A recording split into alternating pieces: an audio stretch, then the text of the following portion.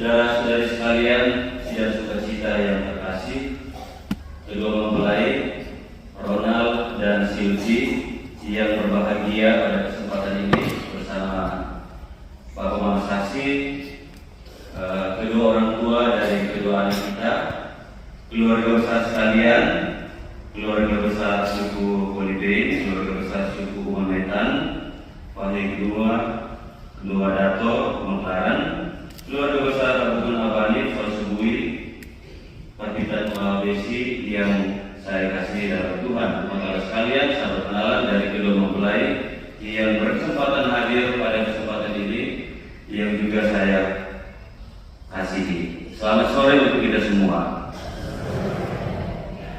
Pater Iren, Pastor Broki, terima kasih sudah memberikan kepercayaan untuk saya pada kesempatan ini. Pernikahan itu sebuah misteri yang tidak pernah selesai untuk dibahas dan tidak pernah bosan-bosannya untuk dijalankan. Karena sejak awal dunia dan peradaban ini berkembang lewat perkawinan. Satu peradaban yang sangat tua itu adalah perkawinan. Tadi dalam bacaan suci, bacaan pertama, di situ Yohanes menulis demikian, dan inilah perintahnya, supaya kita saling mengasihi sesuai dengan perintah yang diberikan Kristus kepada kita. Barang siapa menuruti segala perintahnya, ia diam di dalam Allah dan Allah di dalam dia. Bacaan suci yang baru saja kita dengar menunjukkan kepada kita tentang level kemartabatan manusia, level kemartabatan kita semua, bahwa kita adalah orang-orang pilihan Tuhan, orang-orang yang dilahirkan untuk satu tujuan yang bermartabat, satu tujuan yang mulia dan tujuan yang berharga. Tuhan merencanakan sesuatu yang istimewa bagi manusia, termasuk apa yang kita saksikan sekarang ini dalam diri kedua anak dan saudara kita, Ronald dan Sylvie. Surat Yohanes kemudian mengatakan kepada kita, marilah kita mengasihi bukan dengan perkataan atau dengan lidah, tetapi dengan perbuatan dan dalam kebenaran. Saudara-saudari sekalian, para imam Tuhan yang terkasih dalam Kristus, ajakan untuk mengasihi itu ajakan yang tua, ajakan yang sudah sangat lama sejak awal penciptaan manusia, dan diperkuat ketika Tuhan Yesus mulai mewartakan Injil. Disitulah Tuhan Yesus mengatakan hukum yang pertama dan utama itu adalah hukum cinta kasih, dan kita semua tahu itulah ajakan tentang saling mengasihi. Artinya ajakan itu bukan ajakan yang biasa-biasa saja. Ada sebuah keprihatinan besar Tuhan Yesus dalam kelompok ke-12 para muridnya, karena kelompok ke-12 murid itu kira-kira sangat berpotensi untuk pecah, sangat terancam untuk saling melepaskan satu terhadap yang lain. Perpecahan itulah yang menjadi ketakutan untuk sebuah kebersamaan, sebuah persatuan. Tetapi perpecahan itu ketika diolah dengan baik akan menjadi sebuah anugerah dan karunia yang sangat diidam-idamkan, menjadi sebuah rahmat yang paling indah dalam kehidupan manusia. Peradaban manusia bisa berkembang karena cinta. Peradaban manusia bisa bertumbuh juga karena cinta. Dalam bacaan Injil, tadi kita dengar bahwa Tuhan Yesus bersabda, "Akulah pokok anggur dan kamulah ranting-rantingnya." Lewat perumpamaan ini Tuhan Yesus menegaskan dirinya sebagai pokok anggur yang benar, dan kita semua adalah ranting-rantingnya. Yesus itu sang pokok. Sang pokok artinya tempat ranting-ranting itu melekat. Ranting yang melekat dengan baik akan dirasuki dengan makanan dan air yang tepat, dan sangat penting untuk pertumbuhannya sehingga ia dapat bertumbuh dan menghasilkan buah dalam segala kelimpahannya. Maka ketika kita tetap melekatkan diri dan erat dengan Tuhan Yesus, sebenarnya segala kebutuhan kita dengan sendirinya akan dipenuhi. Melekat erat berarti hidup dalam Yesus, hidup dalam Kristus, hidup dalam Dia, dan Dia ada di dalam kita. Tadi kita semua dengan sangat tegas sudah langsung mendengar apa yang disampaikan oleh penginjil Yohanes untuk kita semua. Saudara-saudari sekalian, kedua mempelai yang berbahagia, Ron dan Sylvie yang terkasih. Ranting tidak dapat berbuah tanpa pokoknya, karena tidak ada yang dapat memberikan asupan yang berharga dan bernilai selain pokok kehidupan, selain pokok anggur itu sendiri. Tentunya peristiwa yang kita alami pada kesempatan ini menjadi sukacita tersendiri bagi kedua anak kita, Ronald dan Sylvie. Tentunya ada saja hal yang lucu soal urusan perkawinan. Pilihan untuk mendapat jodoh itu selalu saja menjadi cerita tersendiri untuk setiap pasangan hidup.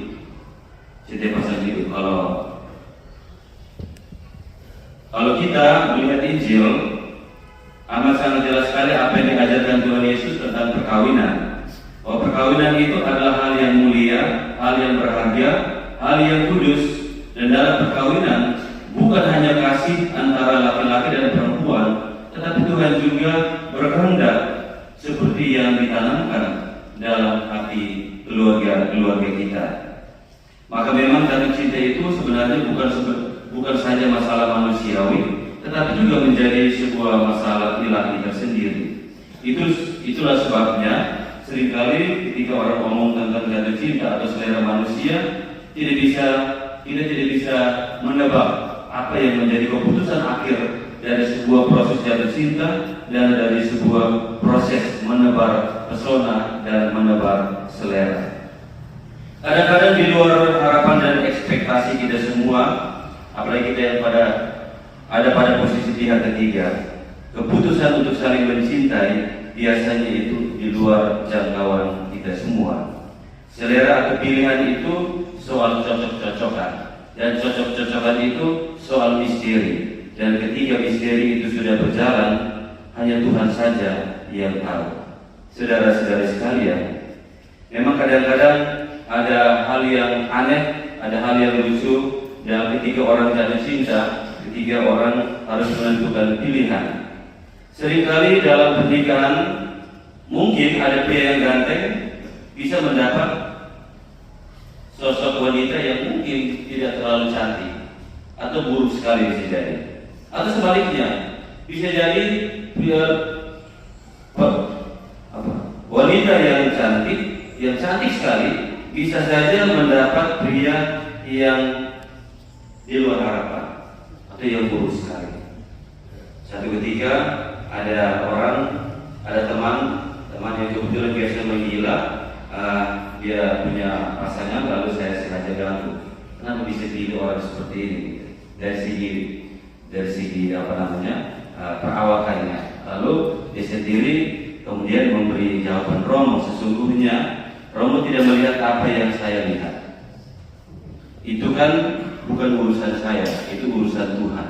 Sampai di situ saya sendiri tidak mampu untuk bisa bicara lebih, karena ketika orang tua sudah ngomong bilang ini pilihan Tuhan, kita yang lain tidak bisa sedikit pun masuk ke dalamnya. Saudara-saudari sekalian, umat beriman yang terkasih dalam Kristus, maka Yesus di sini menggaungkan hal yang sangat mendasar. Apa yang dipersatukan Allah tidak boleh diceraikan manusia. Jadi perkawinan itu bukan masalah perasaan. Perkawinan itu sebenarnya masalah komitmen. Perkawinan itu masalah kesetiaan. Setia kepada pasangan, komitmen juga kepada pasangan. Disitulah Gereja Katolik kemudian mengukuhkannya perkawinan itu sebagai sebuah sakramen atau sarana keselamatan bagi gereja dan juga bagi keluarga. Umat beriman, kedua mempelai yang berbahagia, Ron dan Sylvie, terlepas dari semua cerita tentang teori perkawinan, ada sebuah kisah sederhana yang bisa kita petik untuk permenungan kita pada kesempatan ini. Mungkin kita semua sudah pernah dengar dan sering kali dengar. Ada seorang mantan presiden India namanya Abdul Kalam. Dia pernah bilang seperti ini: waktu aku masih kecil, ibuku memasak makanan untuk kami semua dalam rumah. Suatu malam dia membuat makan malam setelah Ibu meletakkan sepiring saksi dan roti gosong di depan ayahku, roti yang sudah angus. Aku menunggu untuk melihat apakah ada respon negatif terhadap roti hangus itu. Ternyata ayahku tenang-tenang saja dan makan rotinya dan bertanya padaku bagaimana hari-hari di sekolah. Aku tidak ingat apa yang kukatakan kepadanya malam itu, tetapi aku ingat aku mendengar ibu meminta maaf kepada ayah karena roti yang dimasaknya itu sudah hangus dan yang dihidangkan itu hangus. Aku tak akan pernah melupakan apa yang ayah katakan. Ayah katakan seperti ini, sayang, aku sesekali kadang suka roti gosong atau roti hangus. Malamnya aku mencium ayah, mengucapkan selamat malam. Aku bertanya, apa ayah benar-benar menyukai rotinya yang gosong? Ayah itu kemudian memeluk saya, memeluk aku.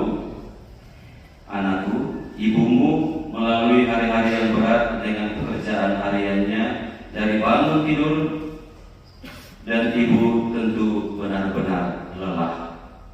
Roti gosong tidak pernah menyakiti siapapun. Kata-kata kasarlah yang akan menyakitinya. Kau tahu nak, hidup ini penuh dengan hal-hal yang tidak sempurna dan orang-orang yang juga tidak sempurna. Ayah pun bukan laki-laki yang sempurna dan telah belajar menerima ketidaksempurnaan itu. Saudara-saudari, sudah memulai Ron dan Sylvie. Lagi-lagi Yohanes mengingatkan kita semua, terutama kalian berdua, marilah kita mengasihi bukan dengan perkataan atau dengan lidah, tetapi dengan perbuatan dan dalam kebenaran. Selamat memasuki rumah tangga baru, Ronald dan Sylvie. Profisiat untuk keputusan hati kalian berdua. Selamat sore, Tuhan memberkati.